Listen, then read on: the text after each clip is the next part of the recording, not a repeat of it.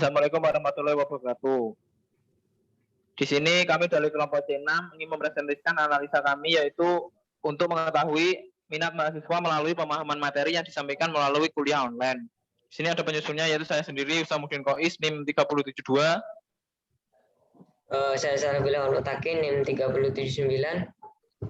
Saya Radit Raji, NIM 3078.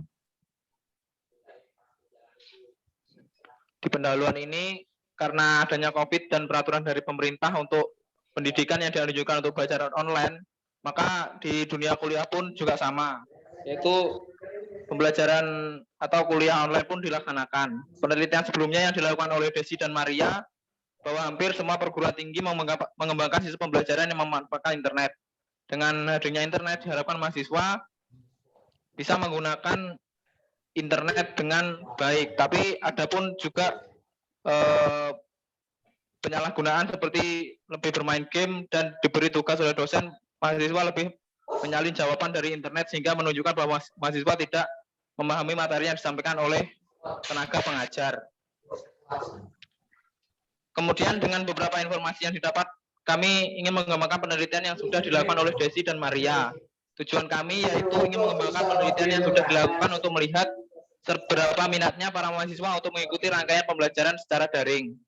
Karena kurangnya minat mahasiswa tersebut, dampak yang signifikan terhadap mahasiswa yaitu contohnya pemahaman materi mereka akan merasa kesulitan ketika mengerjakan sesuatu yang berhubungan dengan suatu materi. Oleh karena itu, kami ingin mencari tahu apa yang menyebabkan mereka tidak berminat dan mencari dampak lain bagi mahasiswa. Jadi metode yang kita gunakan ini metode distribusi frekuensi yang memuat data kelompok, atau dengan kata lain distribusi frekuensi ini susunan data menurut kelas interval tertentu dalam sebuah daftar atau kelompok.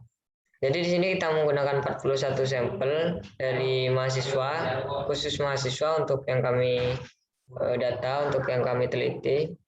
Dan kita di sini untuk mencari frekuensi, untuk mencari nilai data-data rata-rata, maksudnya dari angka 1 sampai 5 yang kami jadikan indikator besar minat mahasiswa. Nah, sedangkan di sini ada 4 rumus distribusi frekuensi. Yang pertama R, yaitu sama dengan data tertinggi dikurangi data terkecil. Yang kedua K sama dengan 1 ditambah 3,3 log N, yang itu banyak datanya. Yang ketiga I sama dengan banding R banding K. Yang keempat batas kelas itu batas bawah sama dengan ujung bawah. Bila data dicatat dalam bidang bulat, maka batas bawah dari batas kelas yang pertama adalah ujung bawah atau limit bawah dari kelas yang pertama dikurangi dengan 0,5. Bila di belakang koma, batas bawahnya itu 0,05 dikurangi 0,05. Dan seterusnya seperti itu, tinggal ditambah 0 aja. Jadi karena kita pakai 1 sampai dengan 5 itu dikurangi 0,5. Yang kelima itu ada menentukan titik tengah.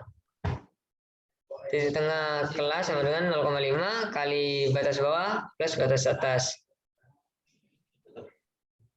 Nah, titik tengah sama dengan 0,5 ujung bawah relatif ditambah ujung atas relatif. Nah, ini untuk penjelasan yang tadi. R itu range, K banyaknya kelas, K kecil jumlah kelas, I panjang interval kelas. Main itu hasil dari membagi jumlah nilai dengan banyaknya jumlah data. Hasilan pembahasan. Nah, kita di sini ada beberapa indikator ya. Ada beberapa pembahasan juga di sini. Yang pertama di tabel pertama ini ada persebaran frekuensi pemahaman materi responden. Untuk indikatornya tidak nyaman itu 6 orang, frekuensinya kurang nyaman 9, biasa saja 18, agak nyaman 6, sangat nyaman 2 orang.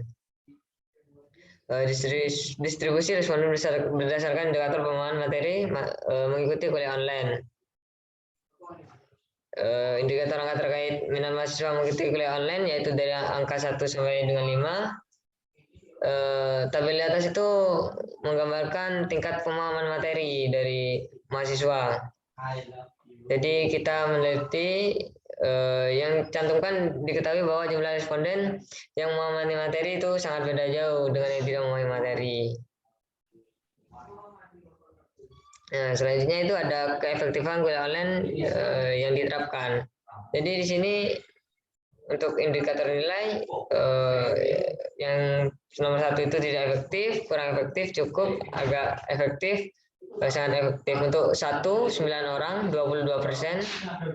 2 kurang efektif itu 12 orang, 29,3%, cukup 13 orang, 31,7%, agak efektif 4 orang, 9,8%, sangat efektif 3 orang, 7,3%.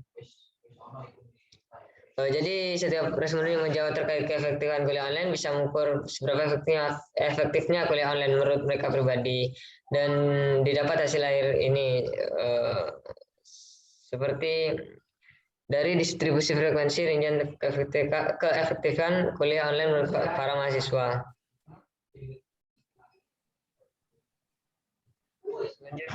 Nah, kita sekarang membahas tentang pembahasan dari distribusi frekuensi dari nilai indikator pemahaman materi oleh mahasiswa. Nah, data ini diperoleh dari jumlah mahasiswa yang sudah mengisikan indikator nilai tadi, yang terdiri dari tidak efektif, sangat efektif, dan lain-lain. Nah, sesuai yang dijelaskan oleh teman saya, Abil, yang pertama itu langkah-langkah untuk membuat distribusi frekuensi dari sebuah data itu yang pertama langkahnya adalah mencari range. Itu yang kedua, yang pertama mencari range ditemukan 4. Terus yang kedua, menentukan kelas itu kita mendapatkan 6,28 atau dibulatkan ke bawah menjadi 6. Dan ketiga, menghitung interval kelas dengan rumus R bagi K. Jadi kita memperoleh R itu 4 dan K itu 6. Jadi menghitung interval kelas itu tinggal membagi range dengan menentukan kelas atau kelompok dengan rumus target tadi. Didapatkan nilai itu 0,6. Dan yang keempat adalah menentukan batas kelas ujung bawah. Nah, ujung bawah batas kelas kita itu angka 1. Tadi Abi menjelaskan bahwa indikator batas kelas atas kelas bawah dikurangi oleh 0,5 sehingga 1 dikurangi 0,5 menjadi 0,5. Nah, untuk ujung atas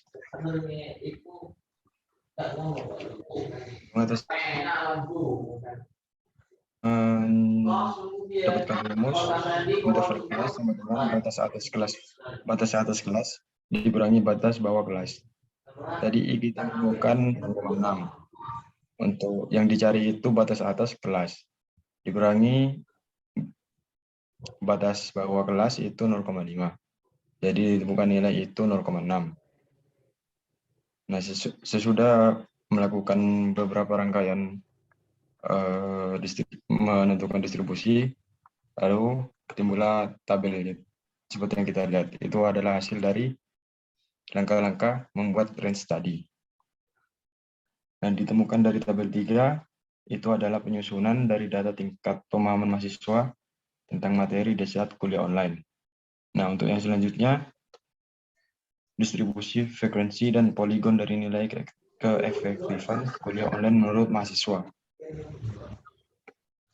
Nah, untuk yang ini tidak berbeda jauh dengan yang pertama. Caranya sama, cuma yang membedakan itu adalah kita mencantumkan juga grafik untuk keefektifan kuliah online. Grafik dapat menunjukkan